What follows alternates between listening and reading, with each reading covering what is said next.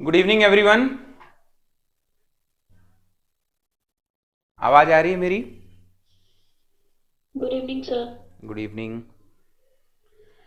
चलो शुरुआत किया जाए। आज के टॉपिक बोर्ड पे दिख ही रहा होगा, एरिस्टोटल इवोल्यूशनरी कॉन्सेप्ट। कल हमने बात कर ली थी इनके गुरुजी यानी कि प्लेटो और इनको इनके साथ मिलकर के जो कॉन्सेप्ट था उसके बारे में। आज चर्चा होगी एरिस्टोटल एरिस्टोटल के इवोल्यूशनरी कॉन्सेप्ट पर। बात हम लोग कर चुके हैं कैसे यूनिवर्स बना, फिर हमने बात किया कैसे अपनी गैलेक्सी मिल्की वे बनी। इसके बाद फिर बात किया कि कैसे डिफरेंट थियरीज आ गई हैं जो ये बताती हैं कैसे इस धरती पर नए नए जीव आए। अब चर्चा चल रही है पुराने जमाने की, जो बहुत सारी चीजें तो रिजेक्टेड हैं, परंतु पढ़ इसलिए रहे हैं हम लोग क्योंकि उनसे रिलेटेड क्वेश्चंस आएंगे। आप लोग पिछली कक्षाओं में देखे हैं कि बहुत सारे क्वेश्चंस आए हुए हैं। बच्चों, आज ये एरिस्टोटल कॉन्सेप्ट से शुरुआत कर रहे हैं। इन्होंने कहा इन्होंने कहा बड़े अच्छे विद्वान व्यक्ति थे, आप लोग जानते ही हैं एरिस्टोटल अरस्तु के नाम से फादर ऑफ जूलॉजी और फादर ऑफ बायोलॉजी दोनों कहा जाता है इनको। तो विद्वान व्यक्ति थे। एक second.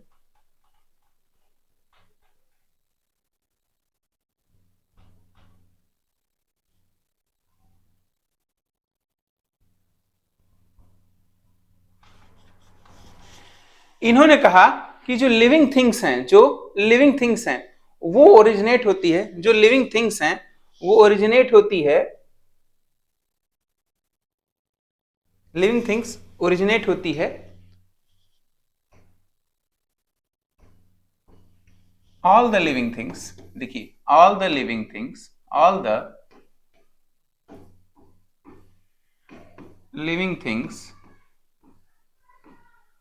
Originate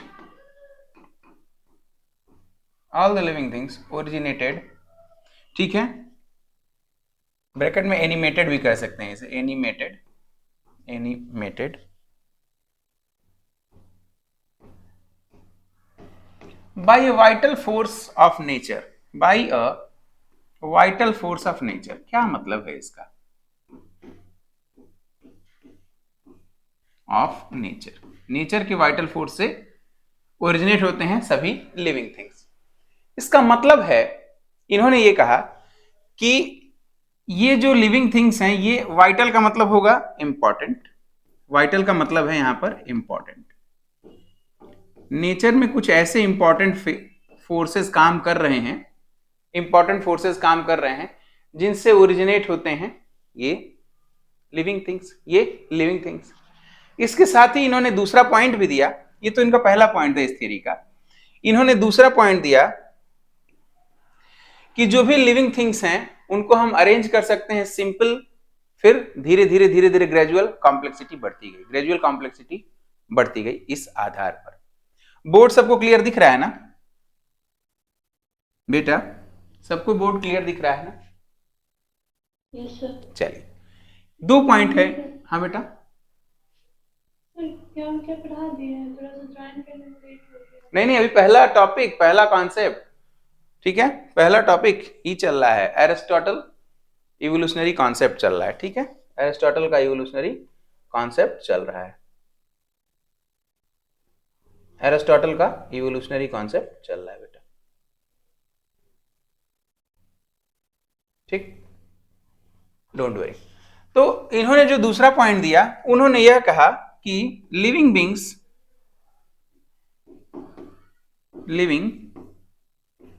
beings are arranged on the basis of their increasing complexity, on the basis of their increasing complexity,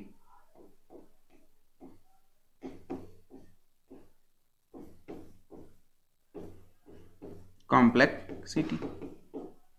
मतलब ये था कि भाई पहले कौन आएगा? पहले सिंपल आएगा, फिर उसके बाद थोड़ा उससे कॉम्प्लेक्स, फिर थोड़ा उससे कॉम्प्लेक्स, और फिर एक समय आएगा कि सबसे कॉम्प्लेक्स स्ट्रक्चर आपको नजर आने लगेगा, सबसे कॉम्प्लेक्स स्ट्रक्चर आपको नजर आने लगेगा।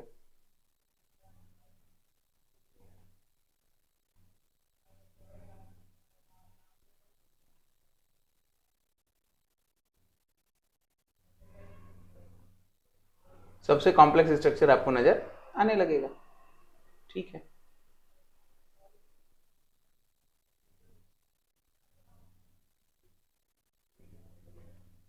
लिख लीजिए इसे। सबसे पहले होगा सिंपल, फिर जैसे जैसे कॉम्प्लेक्सिटी बढ़ती गई और आ जाएगा कॉम्प्लेक्स ऑर्गेनिज्म। धीरे धीरे क्या होगा, कॉम्प्लेक्सिटी बढ़ती गई तो कॉम्प्लेक्स ऑर्गेनिज्म बना, कॉम्प्लेक्स ऑर्गेनिज्म बना। ये तो थे इनके दो कॉन्सेप्ट। इसके अलावा उन्होंने एक थ्योरी और दी, इन्होंने एक थ्योरी और दी। ये दो कॉन्सेप्ट तो बिल्कुल क्लियर थे भाई। क्या लिविंग ऑर्गेनिज्म ओरिजिनेट कहां से हुए हैं?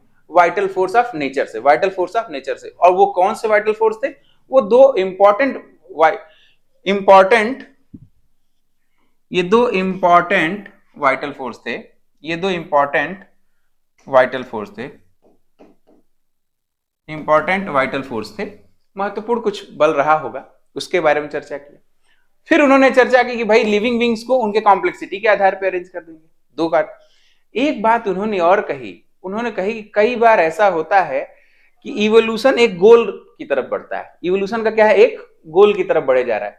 कई बार आपको आपका गोल ही बताएगा कि आप इस रास्ते पर आओ। जैसे बेटा, मेरी बातों को ऐसे आप समझ सकते हैं, ऐसे समझिए। मान लीजिए ये कोई घर है,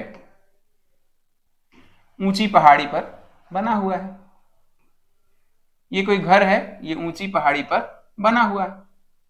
रोशनदान वगैरह बना दिया ताकि सफोकेशन ना हो, आप लोग जाने वाले वहां पर। ठीक, अब देखो इसका रास्ता थोड़ा सा कॉम्प्लिकेटेड था, इसका रास्ता थोड़ा सा कॉम्प्लिकेटेड था। पर कहीं पहाड़ी के ऊपर, और आप यहां पे खड़े हो, आप यहां पर खड़े हैं, ये लीजिए भाई, खड़ी हैं आप। ठीक है, चुटिया भी लगा दिए तो आप खड़ी हैं, महिला सशक्तिकरण भी हो गया। अब देखिए, अगर मान लीजिए आप यहां से जाए तो हो सके आपको तकलीफ, लेकिन यहां पहुंचना आपका गोल है, यहां पहुंचना आपका गोल है। अगर यह गोल खुद ही बता दे, यह गोल खुद ही बता दे कि आप यहां आ जाओ, ऐसे ऐसे रास्ते मिलेंगे और आप चलो। When goals guide you to reach, when goals guide you to reach, तो इसको कहते हैं टीलियोज थियरी। यही है टीलियोज कॉन्सेप्ट। क्या है? टीलियोज कॉन्सेप्ट। अरे भाई, जब घर में रहने वाला ही बता रहा है कि ऐसे ऐसे रास्ते से आओ, तो आप वहां पर आसानी से पहुंच जाए। इसी तरह से होता है बेटा, क्या? जब जाइगोट बनता है, ह्यूमन बीइंग में जब जाइगोट बनता है, फिर उससे इम्ब्रियो बनता है, उससे इम्ब्रियो बनता है। तो एरिस्टोटल साहब, यह इनका मानना यह था कि जो ह्यूमन की बॉडी है, जो ह्यूमन की बॉडी है, वो बताती है, वो बताती है, मान ली कोई प्रेग्नेंट लेडी, तो वो बताती है कि कैसे कैसे तुम्हें डेवलप करके इंसान के रूप में परिवर्तित होना है, कैसे कैसे डेवलप करके इंसान के रूप में परिवर्तित होना है, ये बताती है।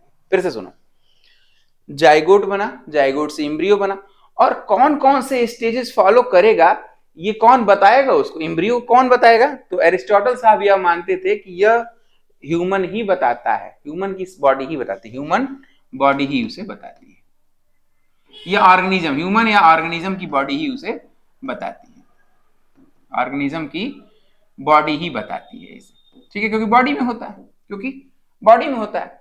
इसी को उन्होंने टीलियोज कॉन्सेप्ट दिया, या और concept of teleology, concept of teleology, concept of teleology कहा जाता है इसे, कॉन्सेप्ट ऑफ टीलियोलॉजी,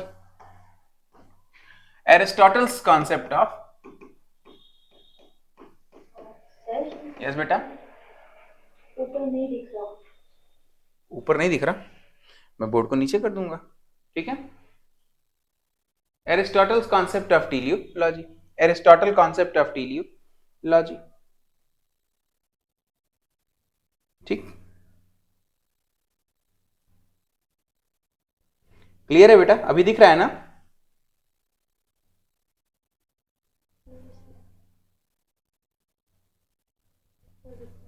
दिख रहे हैं? चलो,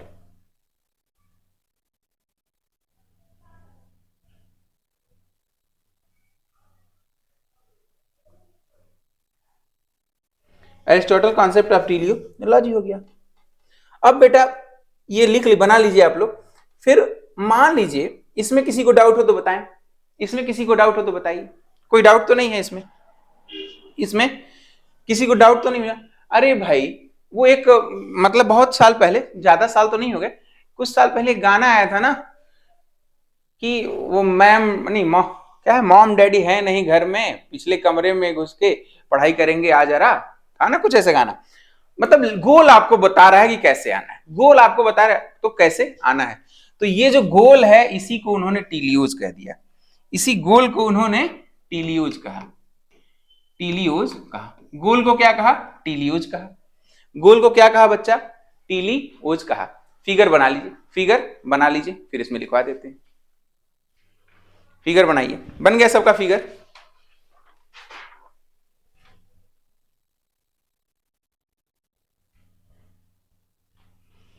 बन गया सबका? यही है टीलियोज का कॉन्सेप्ट, यही है टीलियोज का कॉन्सेप्ट। लिखिए इसमें, इसमें लिखिए when in the formation of an organism, in the formation of an organism, formation of an organism,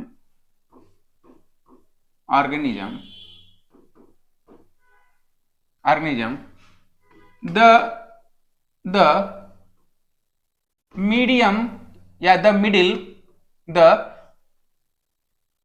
middle processes, the middle steps are guided by their goal.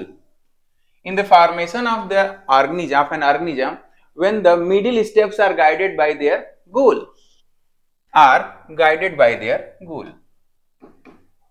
guided by their goal, guided by their goal, ठीक है? It is called as concept of क्या? टीलियस। क्या? concept of टीलियोज, ठीक है? concept of टीलियोज या Aristotle concept of टीलियोलॉजी। It is called as टीलियोलॉजी concept। अब बेटा टीलियोलॉजी में टीलियोज किसको माना है? गोल को माना है। टीलियोज किसको माना है? गोल को माना है।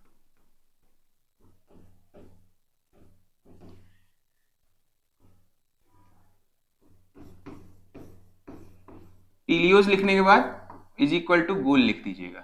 गोल जो बनना है, जो बनना है ह्यूमन को, अगर इम्ब्रियो को ह्यूमन बॉडी बनना है तो ह्यूमन बॉडी उसको गाइड करे, ह्यूमन बॉडी उसको गाइड करे कि आप ऐसे ऐसे रास्ते से डेवलप होते हुए धीरे धीरे धीरे धीरे धीरे धीरे ह्यूमन बन जाएंगे।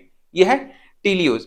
अब इसका उन्होंने एक एग्जाम्पल लिया, प्लांट का एग्जाम्पल लिया था। इन्होंने एक एग्जाम्पल लिया, फिगर तो बना लिया ना सभी बच्चों ने? साक्षी, प्रेरणा, राई, हरिप्रिया, हिमानी, पूजा और सभी बच्चे, सबने बना लिया है figure? Yes sir.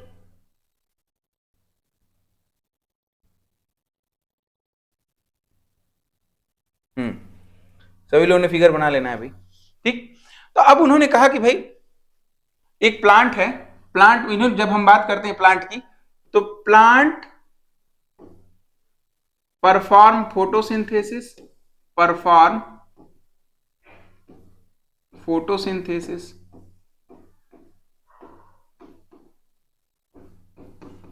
And prepare food, and prepare food, ठीक है? एंड प्रिपेयर फूड, और फूड को बनाते हैं। फिर क्या होगा? उसको देख करके, ये खाने को देख करके कौन आता है? खाने को देख करके कौन आता है? एनिमल्स आ जाते हैं। तो एनिमल को कौन गाइड कर रहा है? प्लांट। एनिमल को कौन गाइड कर रहा है? प्लांट गाइड कर रहा है कि आओ मुझे खाओ, आओ मुझे खाओ। Plant prepare photosynth, plant perform photosynthesis and prepare food, and by this way they guide, bracket में बेटा इनवाइट भी लिखना ताकि कभी भूलो तो ऐसे पता चल जाए क्या बात हुई थी उस दौरान। दे गाइड, ब्रैकेट में invite animals to eat, animals to eat them, to eat them, animals to eat them, ठीक? Animals to eat them. ये था अपना 3 पॉइंट्स का एरिस्टोटल का कॉन्सेप्ट। पहला कॉन्सेप्ट था कि all living things are originated by a vital force of nature. और लिविंग बींग्स कैसे होते हैं? सिंपल से कॉम्प्लेक्स की तरफ बढ़ रहे हैं। लिविंग बींग कहां से बढ़ रहे हैं? सिंपल से कॉम्प्लेक्स की तरफ बढ़ रहे हैं। ठीक, लिविंग बींग्स कहां से बढ़ रहे हैं? सिंपल से कॉम्प्लेक्स की तरफ बढ़ रहे हैं।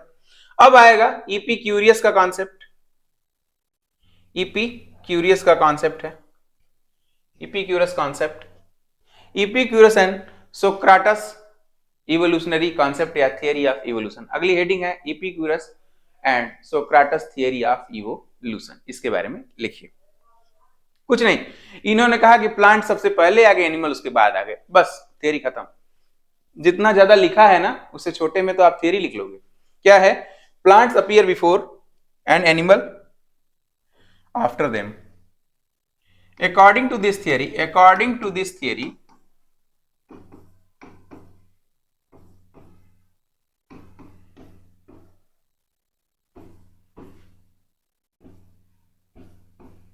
appear before, ठीक है, या फर्स्ट,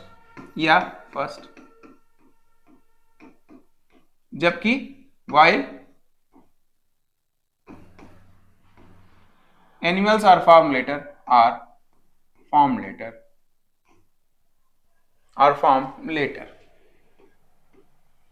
ठीक है। पौधे पहले बने और जंतु या जीव बाद में बने। जीव का नहीं, जंतु बाद में बने। ये है अपना इपीक्यूरस और सोक्रेटियम का इवोल्यूशनरी कॉन्सेप्ट। बहुत कठिन कॉन्सेप्ट था बच्चों। क्यों भैया? बहुत ज्यादा कठिन था? इट इज टू इजी ना, आसान है। अच्छा बेटा, अब एक चीज और, ये तो समाप्त, ये ग्रीक लोगों के द्वारा किया गया काम था। हमने शुरुआत की, ग्रीक लोगों के द्वारा किया गया काम देख लिया। अब हम देखने जा रहे हैं क्या, जो बीच के हैं pre modern theories. Pre modern theory तो मॉडर्न किसको कहेंगे? मॉडर्न कहेंगे चार्ल्स डार्विन और उनके आगे, चार्ल्स डार्विन और उनसे आगे के जितने भी कॉन्सेप्ट हैं सब मॉडर्न में है। यानी डार्विन से पीछे प्री मॉडर्न। ठीक, अच्छा, और ग्रीक वाले कौन है? ग्रीक का तो अलग ही कॉन्सेप्ट है। ग्रीक के बाद प्री मॉडर्न, प्री मॉडर्न के बाद बात करेंगे हम लोग मॉडर्न थियरी, जिसमें हम लोग बात करेंगे चार्ल्स डार्विन की। ऐसे होगा। एक यहां पे देखो, हमने क्या बात की? हमने ग्रीक थियरीज की बात की, फिर हम बात करने जा रहे हैं प्री मॉडर्न थियरीज,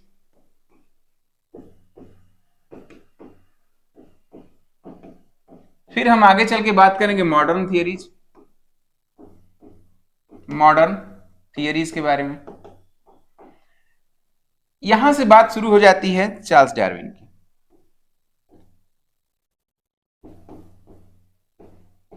यहां से बात शुरू होती है चार्ल्स डार्विन की। ठीक है, ग्रीक का हमने बात पूरा कर ही लिया है। ग्रीक की बात, इपीक्यूरस और सोक्राटस का हो गया कॉन्सेप्ट। फिर अब देखते हैं क्या प्री मॉडर्न थियरीज में किसके किसके कॉन्सेप्ट आते हैं। तो एक बहुत ह्यूज टॉपिक आएगा। पहले तो ये होगा कि modern theories, pre modern theories, ये देखिए बात होगी प्री मॉडर्न थियरीज की, हेडिंग है pre modern theories of evolution, ठीक, pre modern theories of evolution. आइए शुरू करते हैं। इसमें पहला होगा फ्रांसिस बैकन का कॉन्सेप्ट।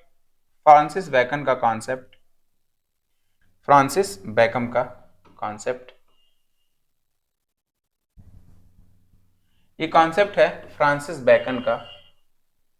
हेडिंग लिखिए,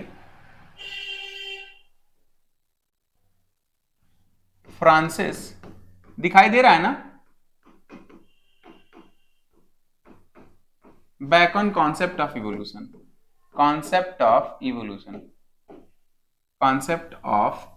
क्या कहते हैं ये साहब? Francis bacon concept of evolution, ठीक है, Francis bacon concept of evolution. उन्होंने यह कहा कि पुराने जीवों में जब म्यूटेशन हो जाता है तो उसी से नए जीव बनते हैं, बस इतना ही कहा। क्या कहा कि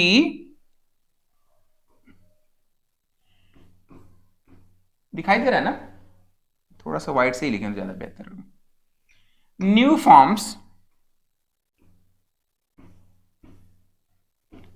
forms originate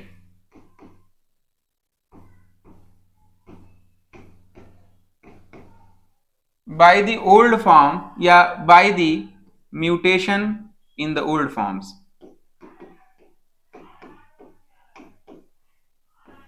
in the older forms, in the older forms, in the older forms।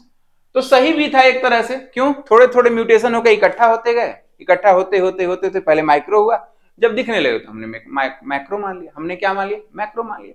सही कहा इन्होंने, लेकिन पूरी तरह सही नहीं कहा। सही कहा लेकिन पूरी तरह सही नहीं कहा। और ये नोट कर लीजिए, नोट कर लीजिए, इन्होंने बच्चा यह देखा, बेसिकली इन्होंने एक ओशियन लिया, ये ओशियन था, इसमें फिश होगी, इसमें क्या थी? फिश। इस फिश से बेटा एक फ्लाइंग फिश देखा इन्होंने। क्या देखा? Flying fish.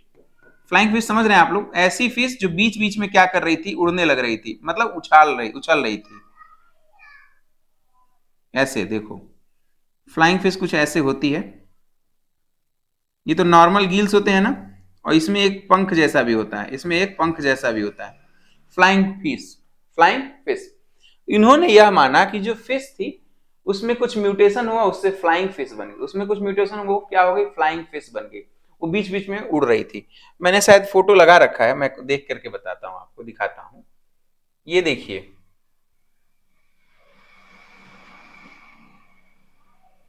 ये है फ्लाइंग फिश, ये है फ्लाइंग फिश।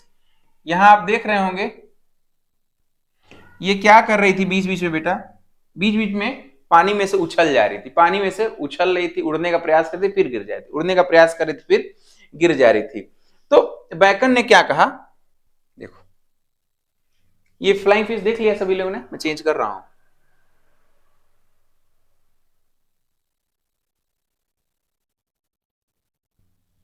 बैकन साहब ने ये कहा कि पूरा जोर कहते हैं, कहा दिया कनेक्टिव लिंक्स पे दिया, कनेक्टिव लिंक्स पे दिया। इन्होंने कहा कि फ्लाइंग फिश से फिश और बर्ड के बीच में नहीं, फिश और बर्ड के बीच में आती है फ्लाइंग फिश।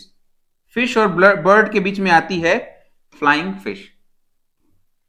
मतलब ये क्या है? कनेक्टिव लिंक है। ये क्या है? कनेक्टिव लिंक है, कनेक्टिव लिंक है। फिर से दोहरा दें एक बार आपको। पहला कॉन्सेप्ट दिया इन्होंने क्या? फ्रांसिस बेकन ने पहला दिया कि जो न्यू फॉर्म्स हैं वो ओरिजिनेट होते हैं म्यूटेशन के द्वारा इन द ओल्डर फॉर्म। ठीक है भैया, ये बात समझ में आ रही। उन्होंने एग्जांपल ऐसा दिया कि भाई देखिए, फिश जो है पानी में थी, समुद्र में थी, वहां से क्या हुआ? बीच बीच में क्या हुआ? एक ऐसी फिश देखा, म्यूटेशन से एक ऐसी फिश बनी होगी जिसमें पंख आ गया होगा। ऐसा एग्जाम्पल भी है, मिलता भी है। ईपी ईपी करके कोई नाम है बेटा, जूलॉजिकल नाम मुझे याद नहीं है, ईपी करके कोई नाम है, तो वो फ्लाइंग फिश कहा जाता है उसे। ये फ्लाइंग फिश बीच बीच में हवा में उड़ रही थी और पानी में गिर जा रही थी, प्रयत्न कर रही थी उड़ने का लेकिन उड़ नहीं पा रही थी। कुछ समय बाद बर्ड का डेवलप हुआ, तो उन्होंने माना कि फिश और बर्ड के बीच में जो कनेक्टिव लिंक है वो क्या है? फ्लाइंग फिश है। फिश और बर्ड के बीच में जो कनेक्टिव लिंक है वो क्या है? फ्लाइंग फिश है। इसी तरह से बर्ड में दो पैर होते हैं। बर्ड में क्या थे? 2 फुट थे ना, 2 फुट होंगे, दो पैर। इससे डेवलप हुआ क्वाड्रूप्लेट्स, क्वाड्रूप्लेट्स जिनमें 4 पैर होंगे। हम लोग क्वाड्रूप्लेट्स जिसमें 4 पैर, 4 लेग्स वाले, 4 लेग्स वाले, 4 लेग्स होंगे। ठीक है। बर्ड में क्या था? 2 लेग्स या 2 फुट थे, 2 लेग्स या 2 फुट थे। तो उन्होंने माना कि बर्ड और क्वाड्रूप्लेट्स में जरूर किसको माना है? यहां पर इन्होंने माना है कि यहां पर जो कनेक्टिव लिंक है, यहां पे जो कनेक्टिव लिंक है वो है बैट, वो है बैट, चमगादड़। यहां पर उन्होंने किसको माना कनेक्टिव लिंक? चमगादड़ को, यानी कि बैट को कनेक्टिव लिंक माना। ठीक। उनका कहना था कि फिश से फ्लाइंग फिश, फ्लाइंग फिश से बर्ड बने हैं, तो फिश और बर्ड के बीच में कनेक्टिव लिंक फ्लाइंग फिश है। फिर बर्ड से क्वाड्रूप्लेट्स बने, उनके बीच में कनेक्टिव लिंक बैट था, चमगादड़ था। बना लीजिए इसको, फिर लिखवा देते हैं। और मतलब इसका यह था कि he gives more emphasis on the transition or connective links. He gave more emphasis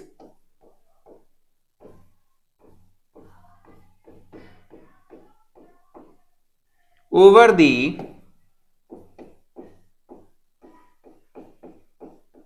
connective links.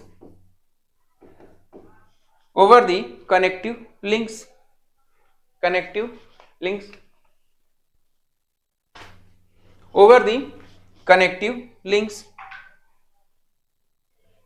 Clear हुआ? ये कॉन्सेप्ट क्लियर हो गई? फ्रांसिस बैकन का concept of evolution, Francis Bacon का कॉन्सेप्ट ऑफ इवोल्यूशन क्लियर हो गया?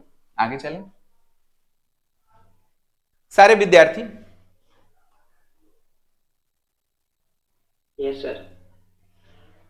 छोटे छोटे कॉन्सेप्ट है, इनसे कॉन्सेप्ट पूछता है कि ये इनका क्या मानना था, तो वह हम मानेंगे कि नए फॉर्म जो ओरिजिनेट हुए हैं वो ओल्डर फॉर्म में म्यूटेशन हुआ तो हुआ, बिल्कुल हम लोग भी यही मानते हैं, धीरे धीरे इकट्ठा होता है, चेंज हो जाता है, लेकिन इन्होंने ज्यादा जोर किस पे दिया? कनेक्टिव लिंक पे दिया। अब बात करेंगे जॉन स्वामरडन के बारे में, स्वामी जी के बारे में। तो आइए देखते हैं, स्वामी जी बोल तो दिया है, क्या मतलब हुआ इनका, स्वामी क्यों कह रहा हूं मैं। ये है जॉन साहब, ये क्या है? जॉन साहब, John Swammerdam concept of evolution, John Swammerdam concept of evolution, ठीक है, John Swammerdam concept of evolution. क्या कहा इन्होंने? क्या कहा इन्होंने? ठीक है, इन्होंने कहा कि हे बच्चा, स्वामी जी ने कहा कि कुछ भी नया नहीं बना है, जो पहले से था वह आज भी है और आगे भी रहेगा। ठीक है, यह मानते हैं कि सब कुछ स्टैटिक है, लिविंग बीइंग्स स्टैटिक है, इवोल्यूशन हो ही नहीं रहा। वाह, जैसा नाम वैसा काम, John Swammerdam concept of evolution, heading लिख लीजिए। और मजेदार तो यह है कि मतलब इसीलिए इसको also this theory is also known as preformation theory, this theory is also known as this theory is also known as pre-formation theory। क्यों pre-formation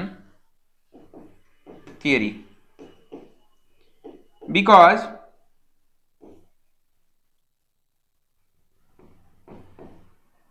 John Swammerdam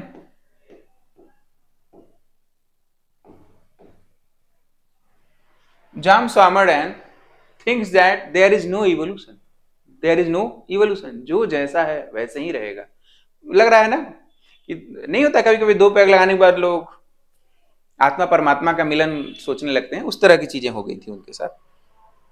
ठीक है, लेकिन कुछ भी हो, एक बड़े विद्वान थे, ये तो मैं मजाक की बात कर रहा था, परंतु विद्वान व्यक्ति थे। इन्होंने यह कहा कि भाई because John Swammerdam consider that there is no evolution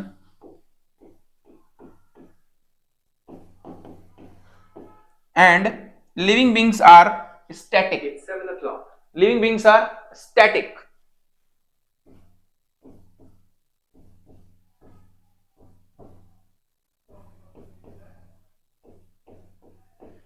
living beings are static.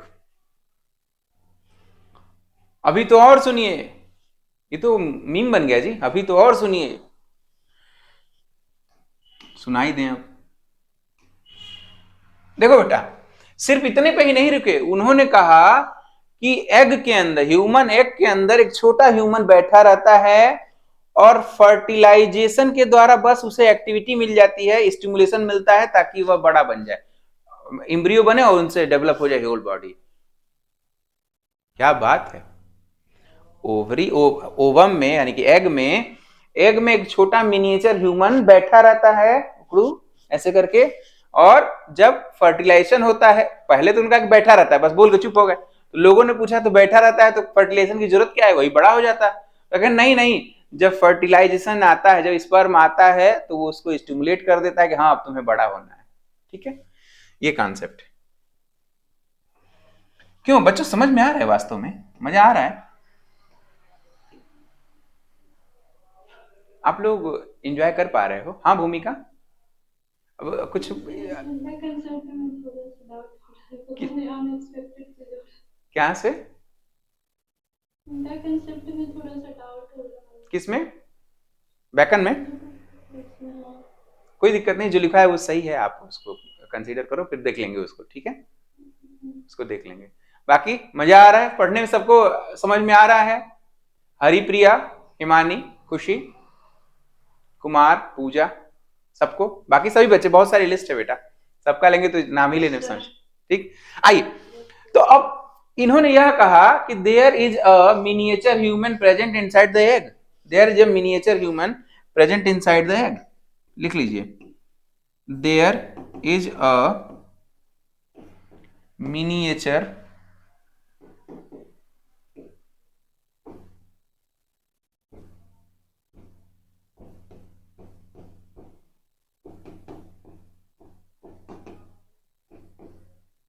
inside the egg and fertilization stimulate it to become young.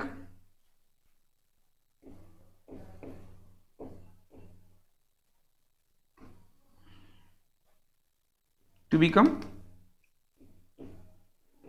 after taking birth.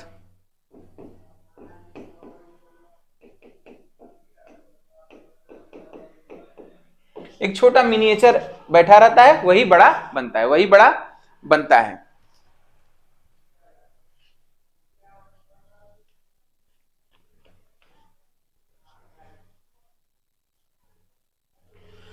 अब इस बात को रिजेक्ट करने के लिए, माने स्वामी जी की बात को रिजेक्ट करने के लिए वोल्फ थियरी ऑफ इपिजेनेसिस आई, ठीक है? वोल्फ थियरी ऑफ इपिजेनेसिस दी गई, तो अगली हेडिंग हो जाएगी वोल्फ थियरी ऑफ इपिजेनेसिस। अगली हेडिंग हो जाएगी वोल्फ थियरी ऑफ इपिजेनेसिस। लिख लिया है ना सभी लोगों ने?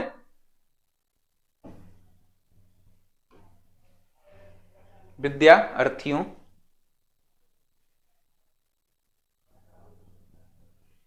वोल्फ थियरी ऑफ इपिजेनेसिस, ठीक है?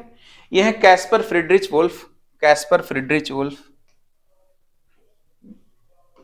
कौन है ये? Caspar Friedrich Wolff. क्या किया इन्होंने? पॉइंट लिखेगा, he rejects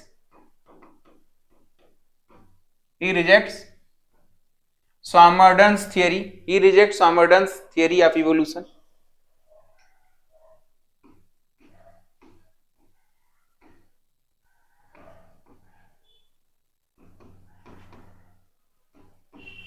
Theory of evolution. He rejects Swammerdam's theory of evolution. क्या बताया? बेसिकली उन्होंने चिक के एम्ब्रियो पर स्टडी किया, चिक के एग पर स्टडी किया और स्पर्म पर स्टडी किया। फिर क्या कहा उन्होंने? कहा कि धीरे धीरे ग्रेजुअल डिफरेंशिएशन से अनडिफरेंशिएटेड, पहले क्या होता है? ही स्टडीड, लिखते जाओ साथ में, he studied chick egg and sperm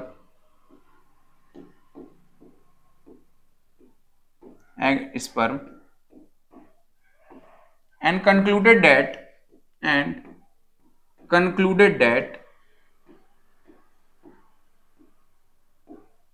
chick egg and sperm and concluded that क्या कि there occur development of the new organism, from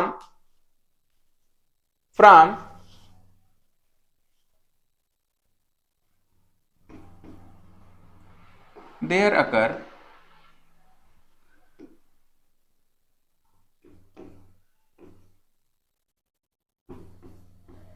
of organism या इम्ब्रियो, ऑर्गेनिज्म पहले तो इम्ब्रियो बनेगा, organism from an undifferentiated mass of tissue, and differentiated, थोड़ा scientific बात किया इन्होंने, है ना।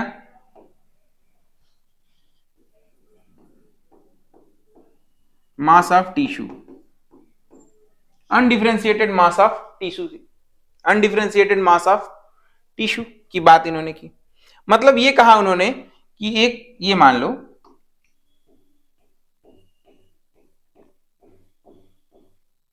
एक अनडिफरेंशिएटेड मास ऑफ टिश्यू था, उससे क्या हुआ,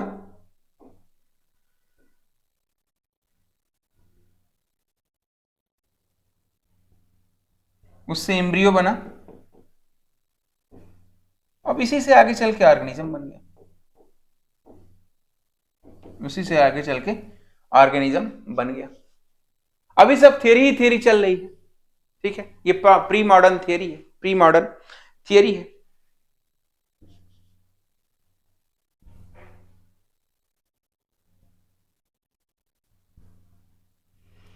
तो क्या रिजेक्ट हो गया, इससे रिजेक्ट हो गया भाई कोई एम्ब्रियो पहले था ही नहीं, प्री फॉर्म में कुछ भी नहीं था, प्री फॉर्म में मिनिएचर तो नहीं था, मिनिएचर तो नहीं था, किसका रिजेक्ट हो गया, स्वामीनाथन की थियरी रिजेक्ट हो गई।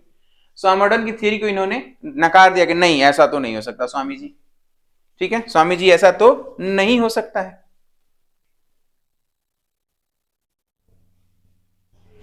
अब एक और साइंटिस्ट आ गए, डेमिलिएट, ठीक है, डेमी,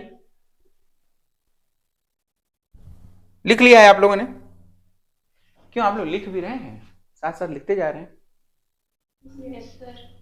हाँ, नोट्स प्रॉपर बनाते जाइएगा बेटा, क्योंकि छोटे छोटे प्रश्न इसमें से केवल थियरी से क्वेश्चन छोटे छोटे आते हैं, फिर उसके बाद जब हार्डी बीएनबर्ग और बाकी चीजें आएंगी तो लंबे लंबे टॉपिक चलेंगे, अभी तो छोटे छोटे टॉपिक रहेंगे।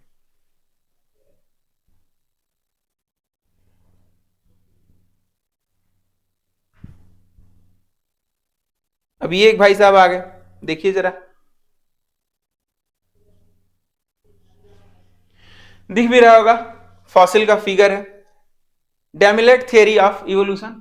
इन्होंने कहा कि जीव मरते जाते हैं और दबते जाते हैं, जीव मरते जाते हैं और दबते जाते हैं, फॉसिल बनते जाते हैं, जीव मरते जाते हैं, दबते जाते हैं और फॉसिल बनते जाते हैं, ठीक है। इन्होंने कहा, हेडिंग है डेमिलेट थियरी ऑफ इवोल्यूशन।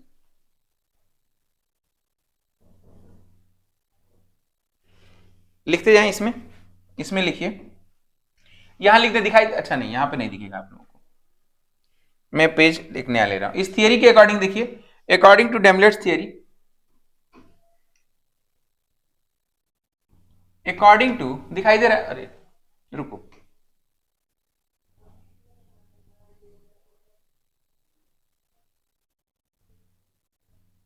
हाँ यहां से दिखेगा आपको,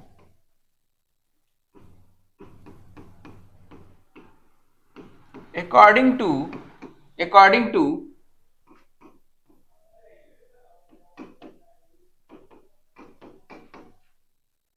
डेमिलियट या de Maillet theory, de Maillet, sorry, LET,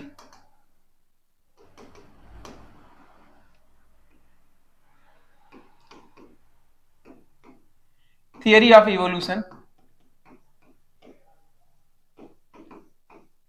क्या क्या हुआ, पहला पॉइंट कि organisms died and buried in the form of fossil, buried in the form of fossil,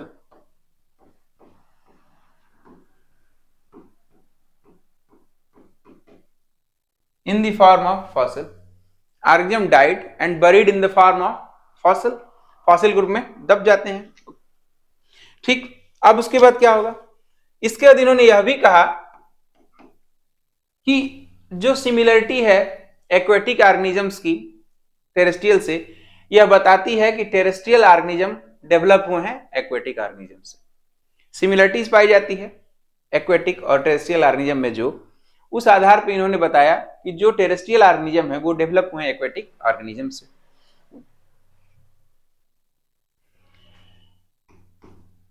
He also suggests that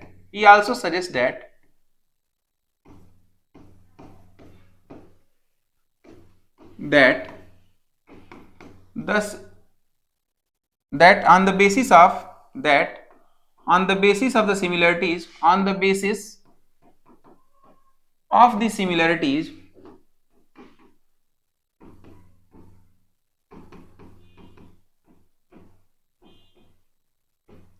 found between aquatic and terrestrial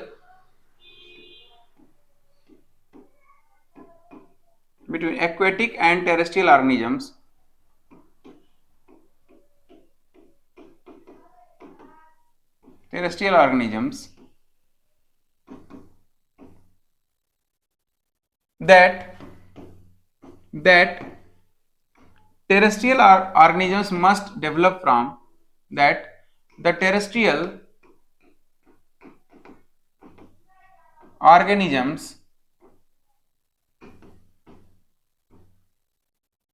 must developed from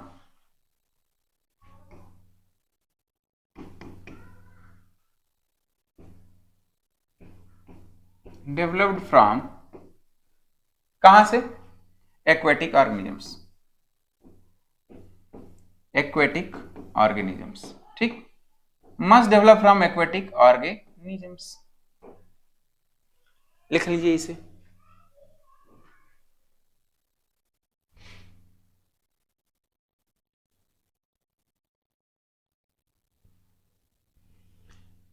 फिर इन्होंने ही man और mermaid बताया इन्होंने कहा कि जो ह्यूमन था वो जल परी के रूप में एक पहले भी बताया था ना जल परी के रूप में इन्होंने बताया कि मैन और मरमेड वाला कॉन्सेप्ट बताया जल परी और जल परा जल पुरुष जो भी हो परा तो नहीं कहेंगे ठीक है तो he also considered that या he also suggests that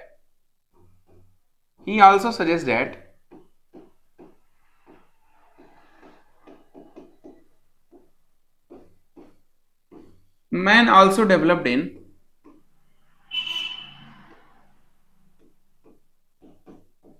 water as merman and mermaid merman and mermaid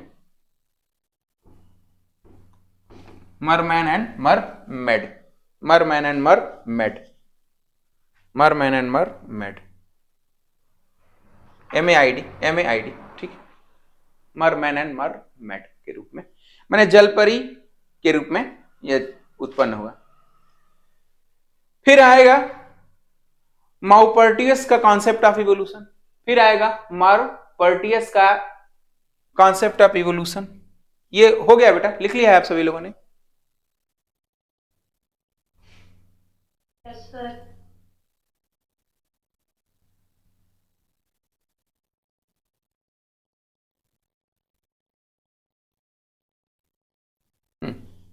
माउपर्टियस का कॉन्सेप्ट ऑफ इवोल्यूशन माउपर्टियस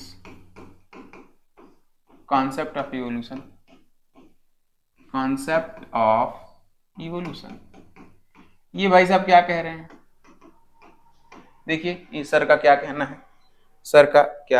है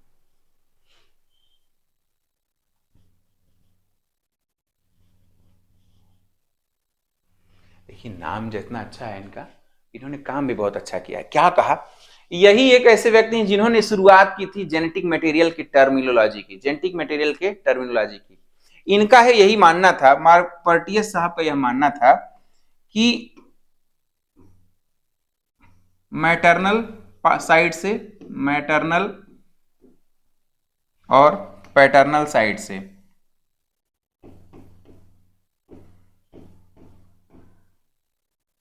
ठीक है पैटर्नल साइड से कुछ पार्टिकुलेट मैटर जो gene genetic matter particulate genetic material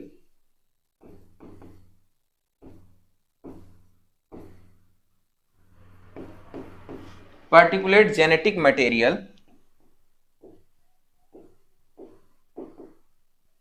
यहां से भी वही particulate genetic material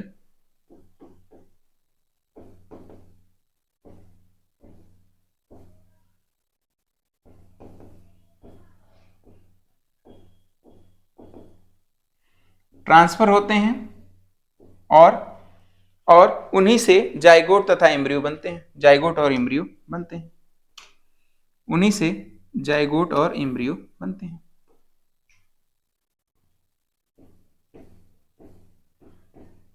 उन्हीं के मिलने से जाइगोट, फिर लेटर ऑन क्या डेवलप हो जाता है, एम्ब्रियो डेवलप हो जाता है, जाइगोट और एम्ब्रियो बनते हैं। ठीक, ये उनका मानना था, ये उनका मानना था। फिगर बना लीजिएगा, इससे क्या आया होगा, ओवम आया होगा या एग आया है, इससे क्या है, स्पर्म आया। लिखते जाइए इसमें, he is the first who proposed general theory of evolution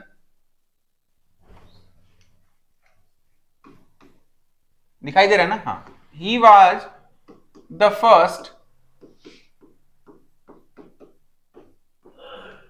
who proposed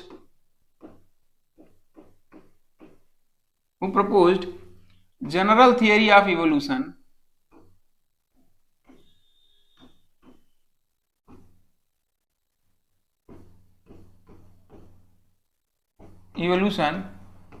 in which he considered the transfer of some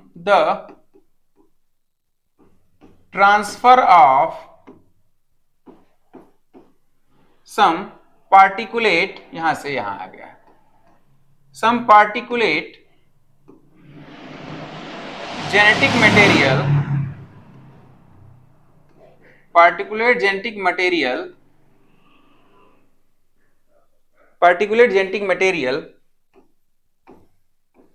from both maternal and paternal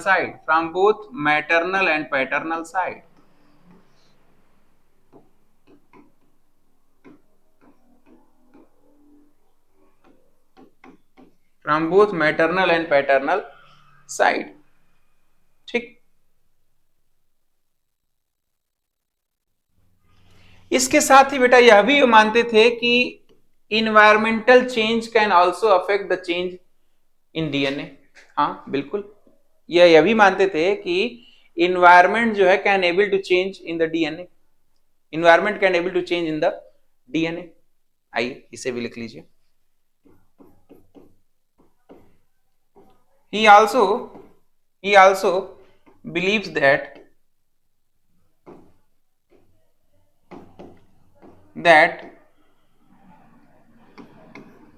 DNA bracket में जेनेटिक मटेरियल, डीएनए ब्रैकेट में genetic material, चूंकि हमें समझ में आया क्या चीज है, genetic material can be changed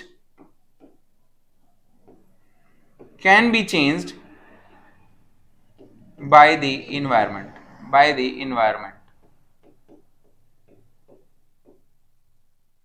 can be changed by the environment, ठीक है, can be changed by the environment,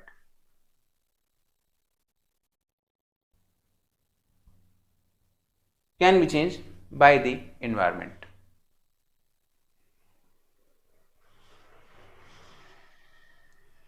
ठीक, लिख लिया आप लोगों ने।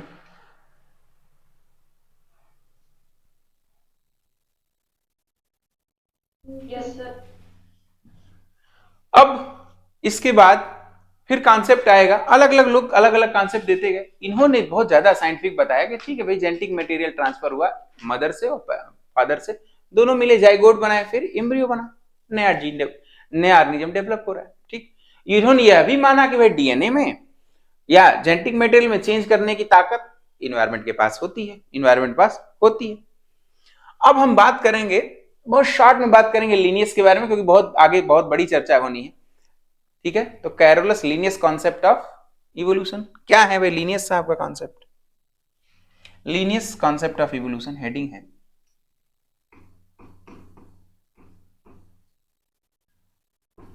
Concept of evolution, concept of evolution. पहले तो ये जानिए भैया कि ये जो लीनियस, हमें कैरोलस लीनियस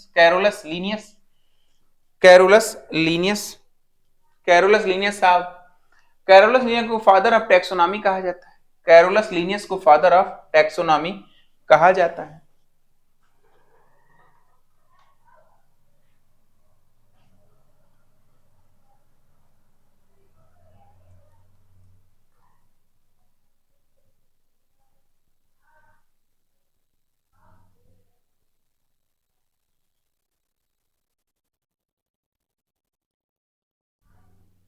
कैरोलस लिनियस को फादर ऑफ टैक्सोनॉमी कहा जाता है।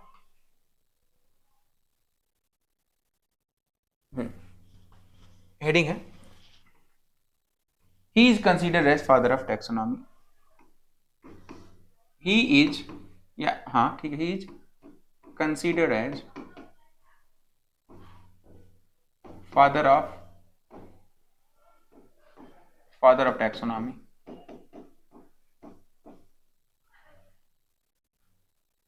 इनका भी यह मानना था, इनका भी यह मानना था कि जो दुनिया है वह क्या है, गॉड के द्वारा बनाई गई है, और जो बनाई गई है बिल्कुल फिक्स है, जो बनाई गई है बिल्कुल फिक्स है, उसमें कोई चेंज नहीं होगा। किसने बनाया? थियरी ऑफ स्पेशल क्रिएशन में बिलीव रखते थे और यह मानते थे कि दुनिया गॉड के द्वारा बनाई गई है और उसमें कोई परिवर्तन संभव नहीं है। he believes in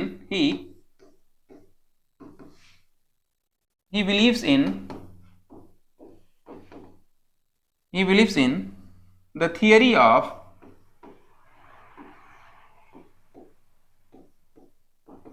special creation. He believes in the theory of special creation that the world is created is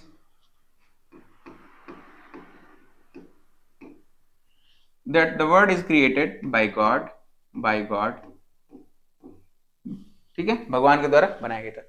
अच्छा, इससे याद आया, एक बार क्वेश्चन बीएचयू में पूछा गया था कि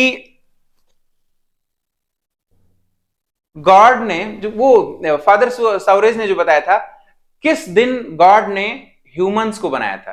ह्यूमंस को किस दिन गॉड ने बनाया था? कल आप लोगों ने पढ़ा है, कोई बता सकता है? ह्यूमंस को किसने बनाया था, डेवलप किया था, कब? 6 डेज पे। 6 डेज ऑप्शन रहेगा, first day, third day, fourth day, कहीं किनारे चुपके से लिख देगा 6 डे, ठीक है, याद रखिएगा, क्योंकि कई बार छोटी छोटी चीजें है, बहुत मजेदार ये। हाँ साइंटिफिक ठीक है, आगे देखा जाएगा कि कौन सा सही है और कौन सा गलत है, ठीक। कुछ चीजें अच्छी हैं, कुछ चीजें का कोई तथ्य ही नहीं है, बस सुनी जा रही हैं, ठीक। तो इसमें देखते हैं आगे। और उनको और यह भी मानना था, उनका यह भी मानना था कि जो ऑर्गेनिज्म बने हैं वो क्या है, अब उनमें कोई भी इवोल्यूशन नहीं हो रहा है, they are fix entities. according to him the organisms are the fixed entities. Organisms are the fixed entities, are the fixed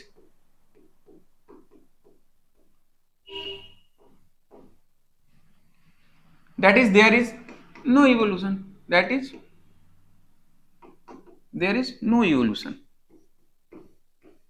अपनी अपनी सोच, अपनी अपनी डफली, अपना अपना राग, ठीक है, that is there is no evolution. अब इसके बाद आए बफन साहब, चार्ल्स बफन। इन्होंने बताया, चलिए हेडिंग होगी चार्ल्स बफन के लिए, बफन्स कॉन्सेप्ट ऑफ इवोल्यूशन। नोट कर लिया था ना?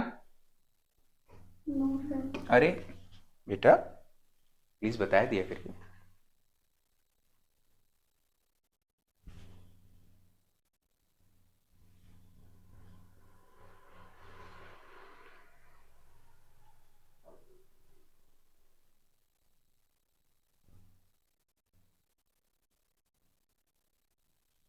अब तो हो गया। चलिए बच्चा, अब बात करेंगे बफन साहब के बारे में। बड़ा इनका भी साइंटिफिक था, इनका भी टेम्परामेंट साइंटिफिक था। देखिए क्या कहा उन्होंने, Buffon's concept of evolution.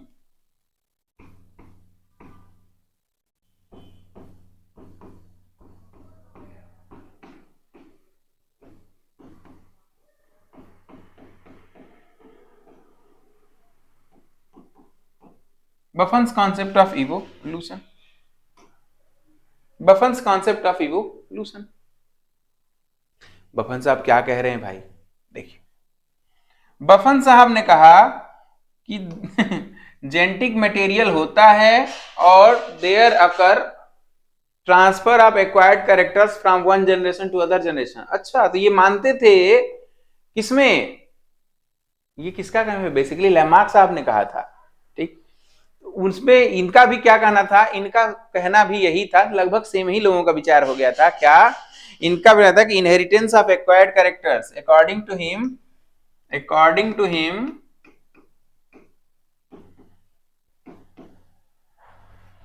there occur inheritance of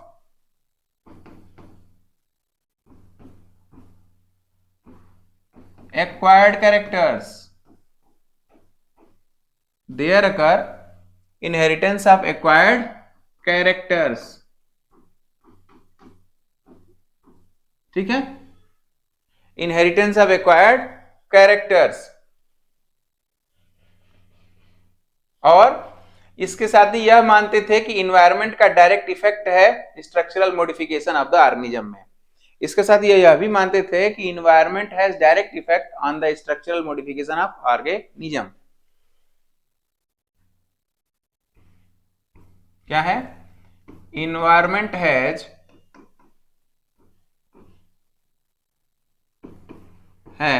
direct effect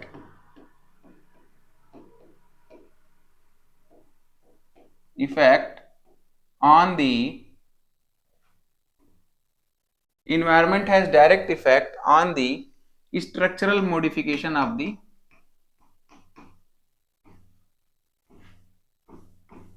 organism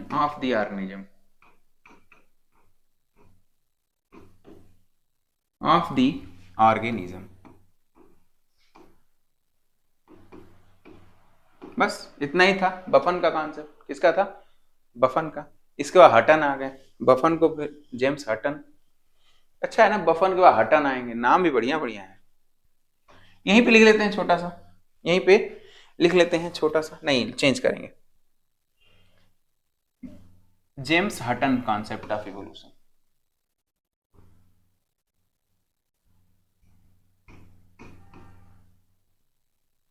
James Hutton concept of evolution.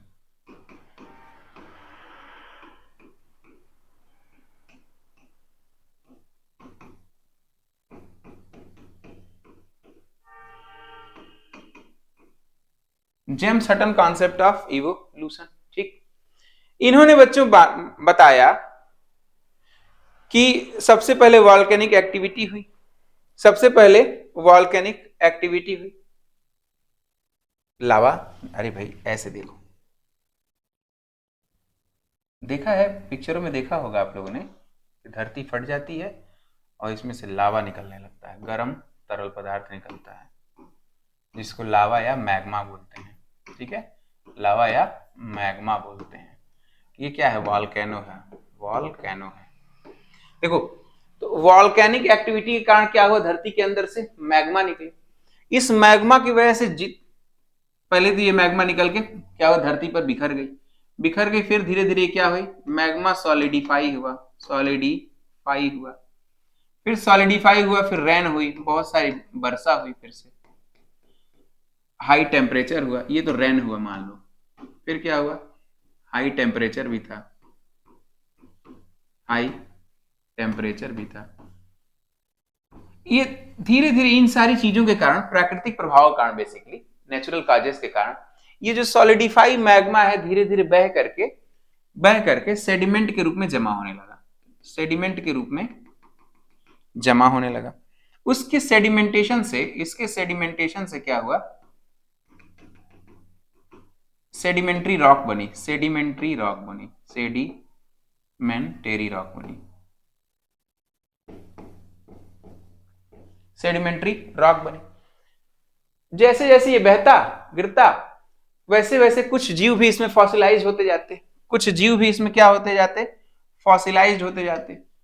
उस दौरान मान लो ये जीव ट्रैप हो गया, फिर कुछ दिनों के बाद से एक दूसरा जीव आया, वो ये ट्रैप हो गया, ये ट्रैप हो गया, फिर से ये बहने लगा, फिर ऐसे बहते आ रहा है, बार बार आ ही रहा है, बार बार आ ही रहा है, ये ट्रैप हो गया, फिर ये फॉसिलाइज्ड हो गया, ये फॉसिलाइज्ड हो गया, तरह तरह के जीव क्या हो गए उसमें फॉसिलाइज्ड होते गए।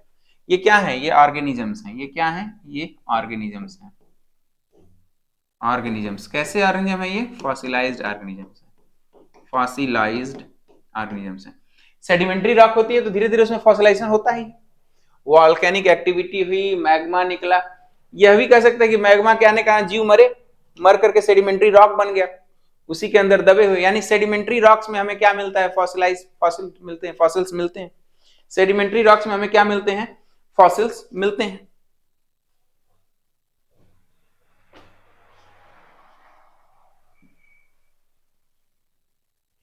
सेडिमेंट्री रॉक में हमें क्या मिलते हैं? फॉसिल मिलते हैं। तो बेसिकली जेम्स हटन क्या थे? एक जियोलॉजिस्ट थे। ये क्या थे? एक जियोलॉजिस्ट थे। ही वाज अ जियोलॉजिस्ट, और उन्होंने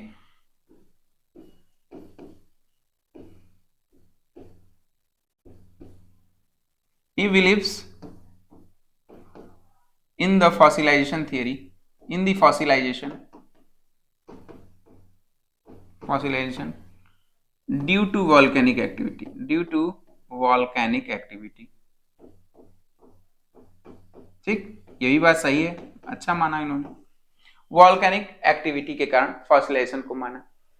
उन्होंने बस एक और सिद्धांत इसमें दे दिया, वो यह कहा कि यह पहले भी होता आया है, आज भी होगा और आगे भी होगा, यूनिफॉर्मली ये होते रहने। इसीलिए इनके कॉन्सेप्ट को, जेम्स हटन के कॉन्सेप्ट को हम लोग कह देते हैं यूनिफॉर्मिटी कॉन्सेप्ट। यूनिफॉर्मिटी का मतलब मैग्मा पहले, वॉल्केनिक एक्टिविटी पहले भी होती थी, मैग्मा पहले भी निकलता था, लोग जीवों को मारता था, फॉसिलाइज्ड होते थे जीव उसमें सेडिमेंट्री रॉक्स के अंदर, और ये प्रोसेस आगे भी चलती रहेगी। इसीलिए इस कॉन्सेप्ट को क्या कहा जाता है? इस कॉन्सेप्ट को क्या कहा जाता है? Uniformity concept. This concept was also known as, this concept was also known as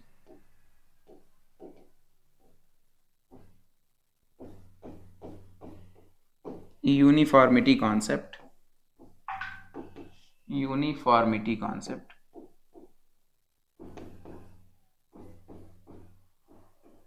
This concept was also known as uniformity concept। ठीक है, यह कॉन्सेप्ट और क्या कहा जाता है?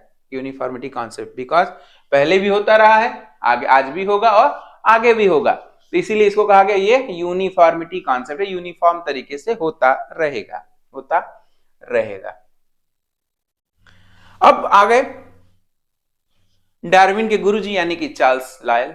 चार्ल्स लायल, ये हो गया कॉन्सेप्ट, लिख लिया आप लोगों ने, ये फिगर भी बना लिया, सॉलिडिफाई हुआ, रेन हुआ, टेम्परेचर हुआ, जा करके वो सेडिमेंटेशन के रूप में डिपॉजिट होने लगे। क्या होने लगे? डिपॉजिट होने लगे। ये क्या हो रहा है? डिपॉजिट हो रहा है, धीरे धीरे धीरे धीरे सेडिमेंट्री रॉक बन गया। Sedimentary rock igneous rock area पढ़ा होगा आप लोगों ने, तो ये वही है, ये वही है। लिख लिया सभी लोगों ने, सभी विद्यार्थियों ने लिख लिया।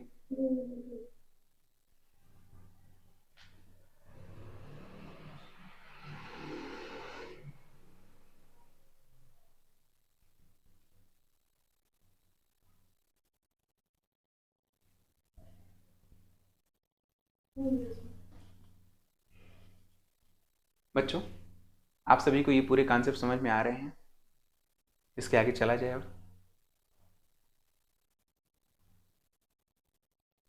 अब आएगा चार्ल्स लायल का कॉन्सेप्ट। चार्ल्स लायल डार्विन के गुरु थे, उन्होंने ही उन्हें जर्मनी पढ़ने को भेजा था।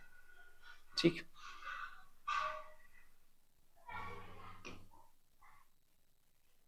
चार्ल्स लायल दिखाई दे रहा है ना? हाँ, Charles Lyles concept of evolution.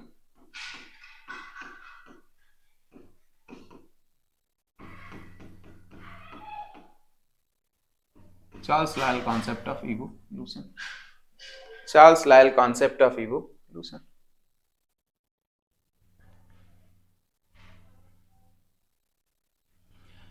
इन्होंने भी, ये भी क्या थे, एक प्रकार के जियोलॉजिस्ट थे, ये भी जियोलॉजिस्ट थे, इन्होंने भी जियोलॉजिकल थियरी को जो कि हटन के द्वारा दी गई थी उसको एक्सेप्ट किया है।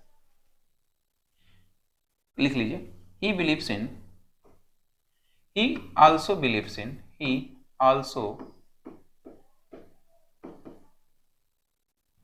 believes in the Hutton's theory,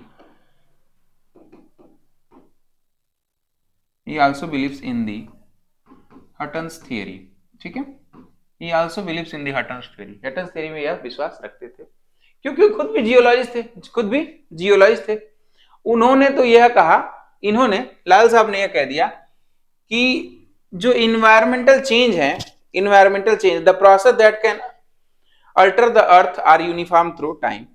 उन्होंने यह बता दिया कि ऐसी सभी प्रोसेस जो अर्थ के इन्वायरमेंट को चेंज कर देती है वो यूनिफॉर्म है। यूनिफॉर्मिटी सिद्धांत किसने दिया था? वो दिया था हटन ने। ये भी उसी को मानते थे। उन्होंने यह एक लाइन और एक्स्ट्रा कह दी इसमें। क्या कह दिया इन्होंने कि अकॉर्डिंग टू हिम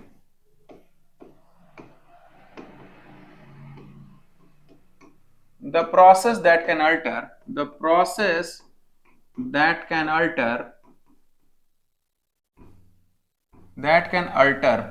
alter का मतलब परिवर्तित करना, alter the earth's environment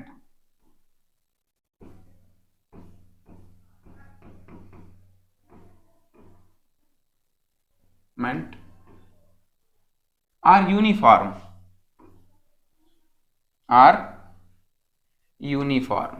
क्या है ये? यूनिफॉर्म है थ्रू आउट द टाइम, मतलब पहले भी ऐसे ही होते थे, आज भी ऐसे होंगे और भविष्य में भी ऐसे ही होंगे थ्रू आउट द टाइम, भूतकाल में, ठीक है, पास्ट में, प्रेजेंट में, फ्यूचर में, सब में क्या होंगे? यही होगा। सब में क्या होगा? जो चेंज करने की ताकत इसमें रखता है। वो कौन से प्रोसेस हैं जो अर्थ को चेंज कर सकते हैं बेटा, अर्थ के एनवायरनमेंट को चेंज कर सकते हैं? भाई वो है अर्थ को, एक सुनामी आ जाए, बाढ़ आ जाए, बहुत सीवियर कुछ हो जाए, धरती फट जाए, कुछ तो होगा। ये सारी सुनामी आ जाना, अर्थक्वेक आ जाना, ये क्या है? It has capability to change earth environment, it has capability to change earth environment. पूरा का पूरा अर्थ ही चेंज हो जाएगा, अर्थ चेंज हो जाएगा। ठीक, अब इसको प्रूफ करने के लिए यही इनका कहा जाता है, यही इनका प्रिंसिपल ऑफ जियोलॉजी है। ठीक है, this is also known as principles of geology, this is also known as principle of geology.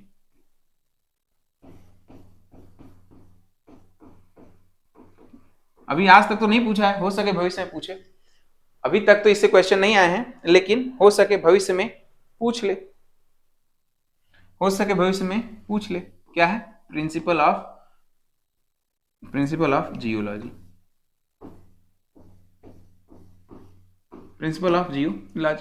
अच्छा, इसके सपोर्ट में उन्होंने 4 और लाइनें लिखवा दी, इसके सपोर्ट में 4 और लाइनें दे दी, मैंने 4 और कानून बता दी। कैसे? ये तो रहा इनके सपोर्ट में, in the support of this theory, in the support of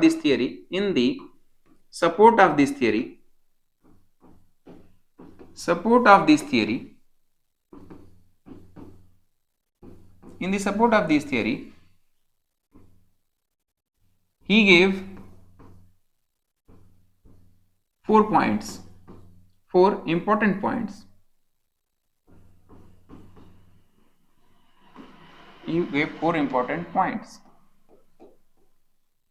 पहला क्या था भाई? ए मान लेते हैं इसे, यूनिफॉर्मिटी ऑफ लॉ। पहला जो पॉइंट था uniformity of law,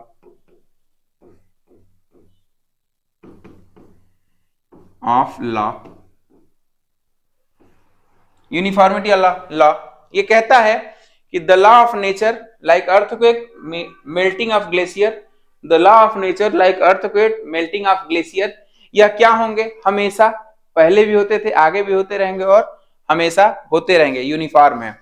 the law of nature like earthquake melting of glacier storm are constant across the time,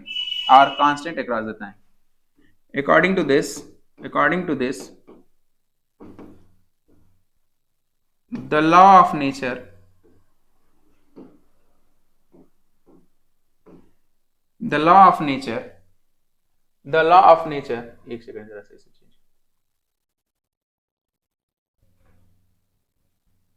the law of nature like earthquake, पहले भी आता था, आज भी आएगा, earthquake, tsunami, law of nature like earthquake, tsunami, और कौन सा, अर्थक्वेक, सुनामी, स्टॉर्म,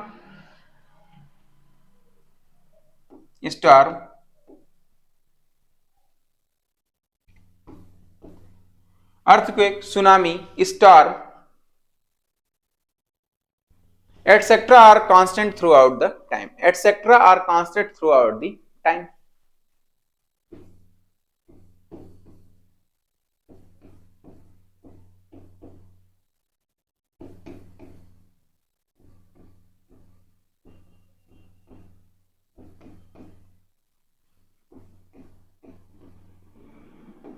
ठीक, ये इनका पहला था, यूनिफॉर्मिटी ऑफ लॉ, ये इनका पहला था। अब इसके बाद इन्होंने दूसरा बताया, यूनिफॉर्मिटी ऑफ मेथडोलॉजी, जिस मेथड से वो आते हैं वो भी सेम रहेगा। सुनामी में, अर्थक्वेक में फटेगा, लावा बाहर निकलेगा, ये मेथड पहले भी ऐसे था, आज भी वैसे हो, आगे भी चलेगा। यूनिफॉर्मिटी ऑफ मेथडोलॉजी, ये भी इनका ही कॉन्सेप्ट है, इसी लाइन में इन्होंने आगे लिखवा दिया। बी पॉइंट दिया यूनिफॉर्मिटी ऑफ मेथडोलॉजी। थोड़ा सा बोरिंग चल रहा है बेटा, लेकिन डोंट वरी,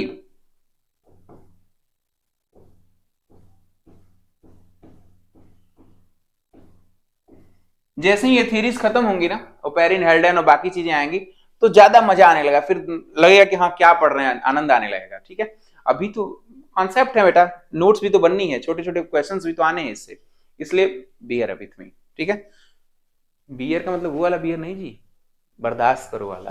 ठीक है, शैतानों कुछ भी सोचते रहोगे।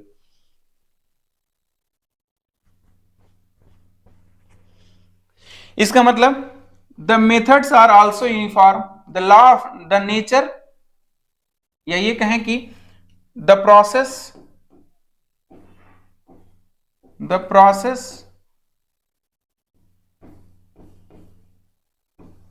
should always be same as in the past, present,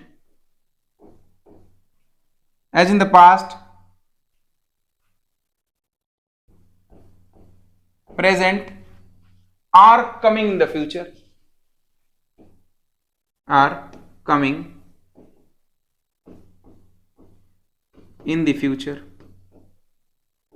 भविष्य में भी कैसा प्रोसेस होगा, अर्थक्वेक होगा तो क्या होगा, मैग्मा बाहर निकलेगा, लावा बाहर निकलेगा। ये प्रोसेस पहले भी वही थी, आज भी वही है, और कल भी, कमिंग इन द फ्यूचर में भी वही होनी है। मेथडोलॉजी भी सेम ही होगी, मेथडोलॉजी भी सेम होगी। अब बात करेंगे इनकी तीसरी लाइन पे, इनकी तीसरी लाइन, यूनिफॉर्मिटी ऑफ काइंड, मतलब नोट करो, चेंज कर लें, बी पोर्शन, सी लिखिए, यूनिफॉर्मिटी ऑफ काइंड। बेटा सबने लिख लिया था ना? अरे बोल दिया करो बेटा, ठीक है।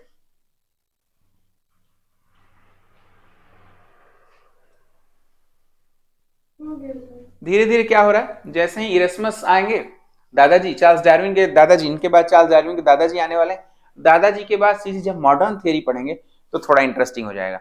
उसके बाद तो इवोल्यूशन इतना इंटरेस्टिंग है, जब जियोलॉजिकल टाइम स्केल बताएंगे, बहुत सारे क्वेश्चन सॉल्व होंगे, तो आप लोगों को लगने लगे हाँ अब जो है बन जाएगा इवोल्यूशन के question.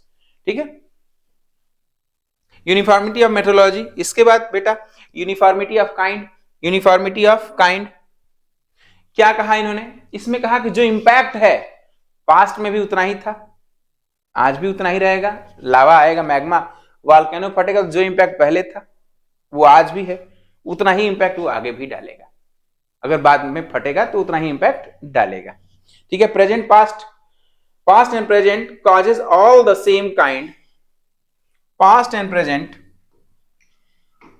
Past and present causes the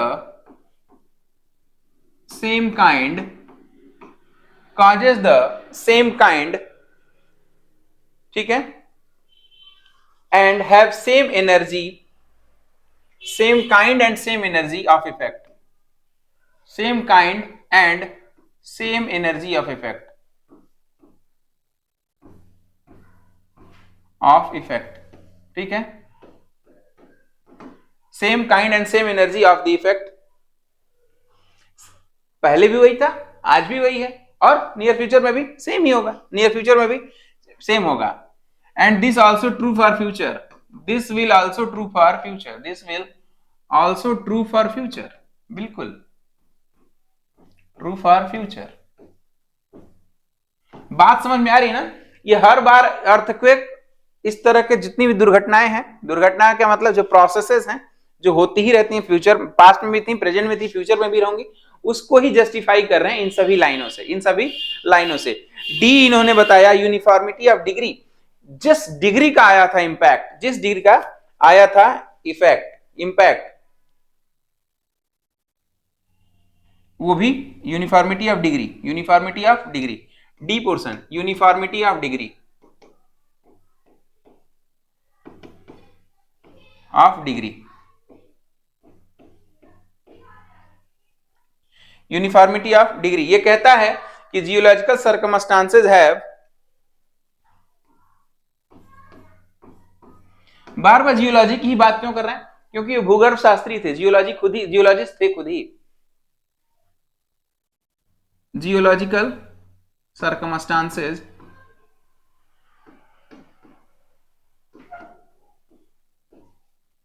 are also are of same degree, are always of same degree, always of same degree,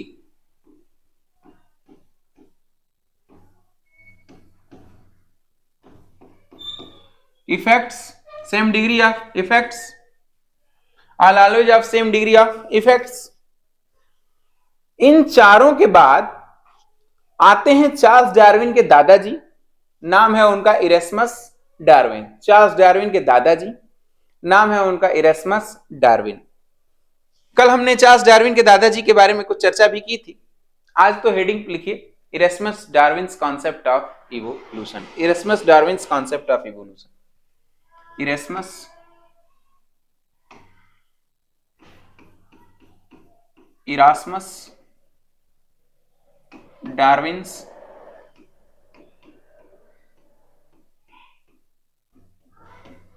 concept of evolution, Erasmus Darwin's concept of evolution।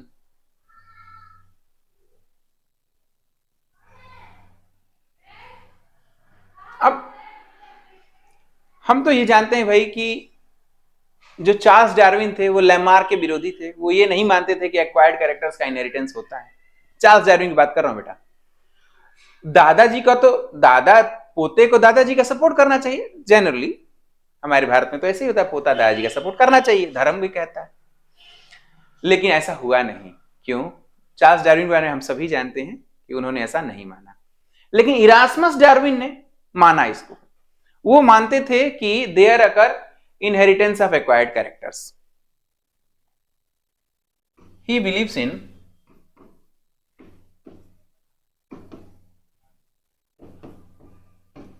the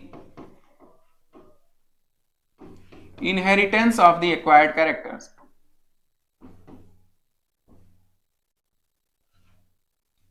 inheritance of the acquired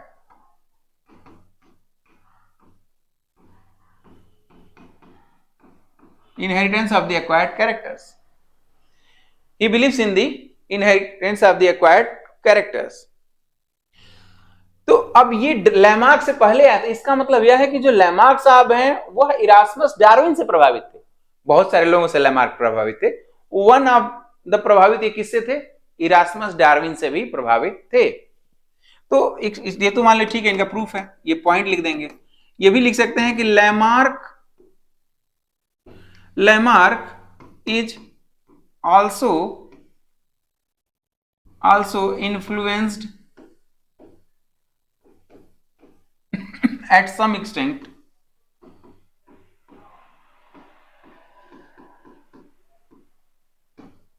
with Erasmus Darwin,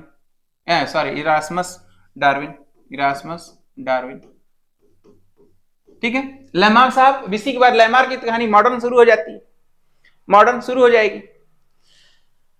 यहां तक की बात जब हम कर लेंगे, भाई Erasmus Darwin से कौन प्रभावित था, इरास्मस डार्विन से प्रभावित थे लैमार्क साहब, इरास्मस डार्विन से प्रभावित थे लैमार्क साहब। यह भी मानते थे, इरास्मस डार्विन यह भी मानते थे कि जो एक्वायर्ड कैरेक्टर है, जो इफेक्ट पड़ा है, वो अभी क्या होगा, ट्रांसफर होगा। यही तो है inheritance of the acquired characters, inheritance of the acquired character, यही है। अब थियरी में चेंज आएगा, अब आएगा मॉडर्न कॉन्सेप्ट, अब आएगा मॉडर्न कॉन्सेप्ट, हम लोग पढ़ेंगे लैमार्क और फिर चार्ल्स डार्विन और उनके कॉन्सेप्ट्स की चर्चा करेंगे। अगली क्लास में हम मॉडर्न कॉन्सेप्ट के बारे में पढ़ेंगे। आज के लिए बस इतना ही। Questions are welcome. किसी को कुछ डाउट हुआ हो, किसी की नोट्स नहीं पूरी हो, ऐसा कोई डाउट हो, कुछ पूछना हो तो आप पूछ सकते हैं।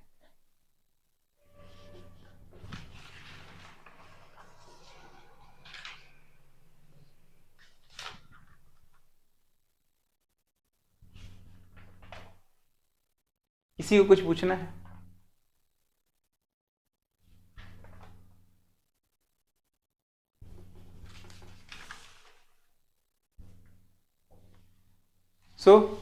आज के लिए बस इतना ही। मिलते हैं अगले लेक्चर में। होपफुली आपको समझ में आया होगा।